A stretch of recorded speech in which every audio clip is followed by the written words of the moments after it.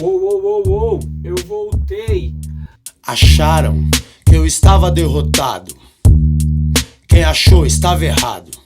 Eu voltei. Tamo junto, aqui professor Ricardo Batista. Tô voltando a fazer vídeo aí. Desde já quero agradecer todo mundo aí que começou a impulsionar o canal novamente. Em especial a todos os meus alunos do sexto ano. Tanto o A, o B e o C da Escola Mais Unidade Mascote, ó. Amo vocês de coração. Um beijo do gordo. Então vamos lá, o tema da aula de hoje é frações equivalentes. Observe, eu tenho 4 oitavos e 8 16avos. A parte de cima, opa, minha língua travou, hein? Não usou o professor. A parte de cima eu chamo de numerador, a parte de baixo eu chamo de denominador. Acho que você já percebeu que a relação entre 4 e 8 é o dobro. A relação entre 8 e 16 é o dobro. Então essas frações é o que a gente chama de equivalentes. Esse prefixo aqui, equi, demonstra igualdade. Então o que? Existe um padrão. O número de baixo em cima é a metade. Ou se você preferir, o número de cima embaixo tem o seu dobro. Professor, me mostre. Aqui, se eu respeitar esse padrãozinho, eu posso falar que 10 sobre 20 avos. Alguém vai falar, professor, mas aqui era 8. Aqui virou 10. Eu estou dando exemplos de frações equivalentes. Eu não estou transformando essa em 10. Só para respeitar o padrão. Por quê? 20. A metade de 20 é 10. A metade de 8 é 4. Então isso é fração equivalente, certo? Então para manter uma fração com a mesma razão, você respeita o padrão. E esse padrão pode ser repetido, você dividindo pelo mesmo número em cima e embaixo, ou dividindo ou multiplicando em cima ou embaixo pelo mesmo número, tá? Eu vou fazer um novo quadro aqui para facilitar a compreensão. Vamos lá, eu já tenho um esboço aqui pré-estabelecido para facilitar o nosso processo. Então nessa primeira tira eu não tenho nenhuma divisão.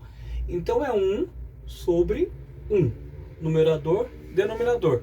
Nessa segunda tira eu vou dividir em duas partes iguais. Aproximadamente, né? Meu desenho está sem escala. Então aqui eu tenho uma, duas. Então eu vou pegar uma parte de algo que foi dividido em duas partes iguais. Nessa terceira linha vou fazer uma divisão, duas divisão. Eu tenho uma, duas, três. Então algo foi dividido em três partes, só que eu só quero uma parte. Certo? O mesmo processo, só que eu vou dividir em 4. 1, 2, 3. 1, 2, 3, 4. Então, eu tenho 4 partes iguais, eu vou querer somente uma parte. Mesmo processo, 1, 2, 3, 4. 1, 2, 3, 4, 5. Então, eu tenho 5 divisões, no total, uma. Aqui eu vou fazer 1, 2, 3, 4, 5. 1, 2, 3, 4, 5, 6. Então eu tenho 6 pedaços. Eu só quero um. Aqui eu vou fazer 8. 1, 2, 1, 2, 3, 4, 5, 6, 7, 8. Vou observar um pedacinho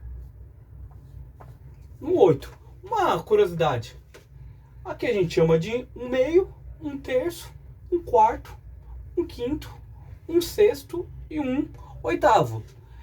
Algumas pessoas questionam, professor, se eu falar 1 sobre 8 e 1/6, qual que é mais certo ou mais errado? Não existe mais certo ou mais errado. Se habituou a falar 1/8, mas se você falar 1 sobre 8 também está tudo certo, tá?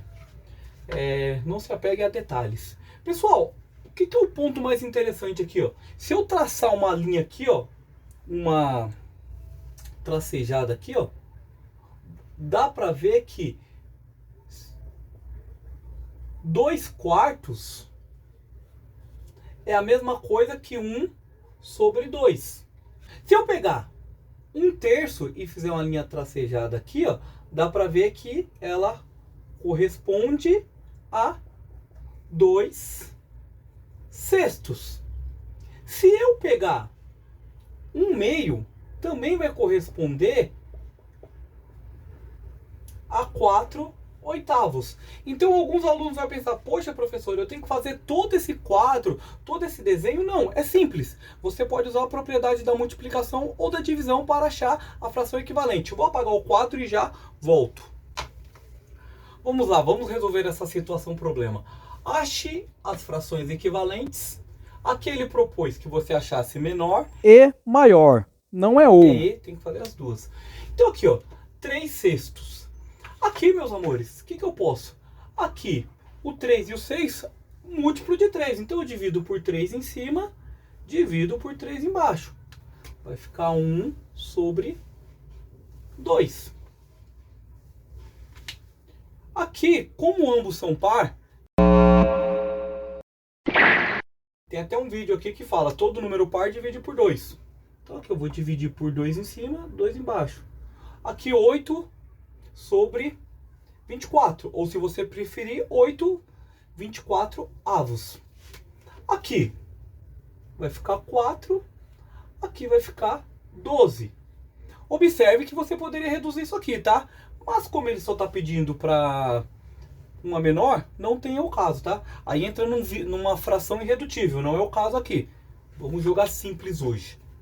Aqui é a fração que eu mais gosto de reduzir a maioria dos alunos. Por quê? Aqui é só cortar, né?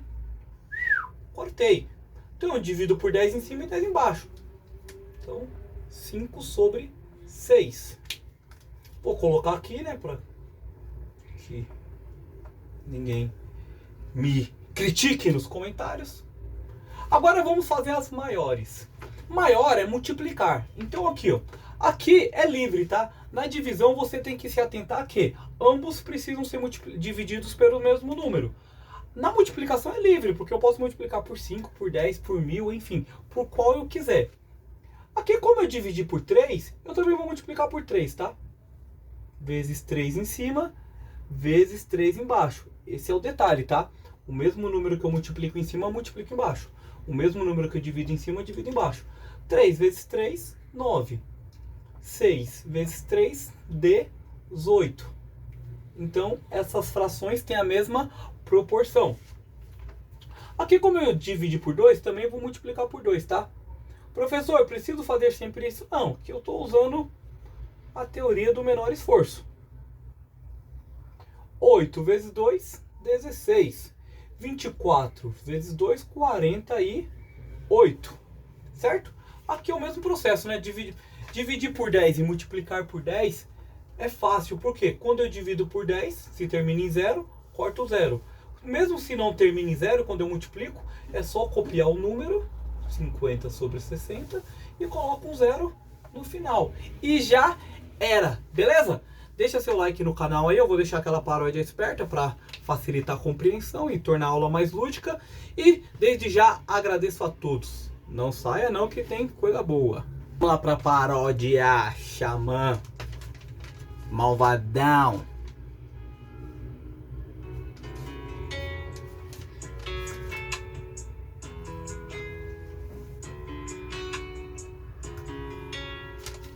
A equivalência da fração, respeitar a razão, multiplique embaixo e em cima, faz o mesmo na divisão, sempre prestando atenção, sempre mesmo número, A equivalência da fração, respeitar a razão, multiplique embaixo e em cima, faz o mesmo na divisão, sempre prestando atenção, sempre mesmo número,